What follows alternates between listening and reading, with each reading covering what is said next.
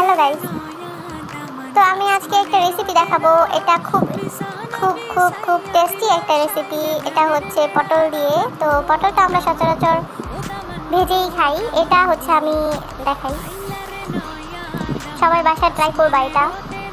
তো পটলগুলো আমি কেটে এখানে সুন্দরভাবে ভেজে নিচ্ছি। আমি এখানে উল্টে পাল্টে ভালো করে ভেজে নিচ্ছি। ভেজে নেওয়ার পর আমি উঠে নিয়ে তারপর এখানে কিছু পেঁয়াজ কুচি করে তেলে ভেজে নিচ্ছি। তেলে ভেজে নেওয়ার পর এখানে 2-3 চামচ পরিমাণ দই আছে, আর এটা মিষ্টি দই, টক দই ছিল না। তো আমি এখানে একটু 1 পিস লেবু কেটে চিপে নিচ্ছি। তারপর এখানে আমি মিক্স করে নেব। এই তো আমার মিক্স করা হয়ে গেছে। তো এখানে আমি অল্প পরিমাণ আদা, হলুদ, মরিচের গুঁড়ো দিয়ে আমি ভালোভাবে নেড়ে চেড়ে কষিয়ে নেব। কষিয়ে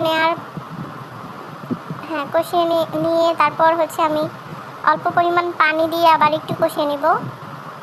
এই তো আমি একটু পানি দিচ্ছি। আর আপনারা লবণ দিয়ে দিবেন। আমি অফ ক্যামেরায় লবণটা দিয়ে নিয়েছিলাম। তো এই তো নেড়ে চেড়ে আমি কষিয়ে নিচ্ছি।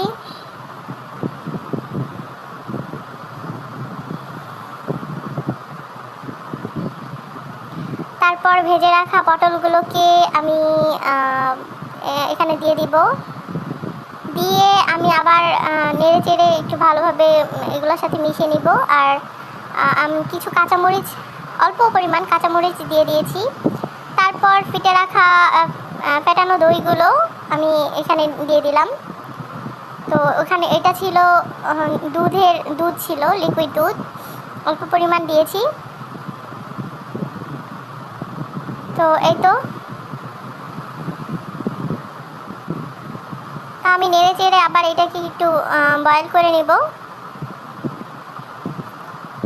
তো এইখানে অন্য কোনো কিছু দেওয়ার কোনো দরকার নাই। তো এখানে আমি জাস্ট অল্প পরিমাণ একটু চিনি দিয়ে দিলাম, কারণ চিনিটার জন্য এটার টেস্টটা একটু অন্যরকম হয়ে যাবে। একটু না, অনেকটাই স্বাদ বেড়ে যাবে, অনেক গুণ বেড়ে যাবে। তো ঝালের মধ্যে হালকা একটু মিষ্টি দিলে কিন্তু টেস্টটা আসলে অনেকটা চেঞ্জ হয়ে যায়।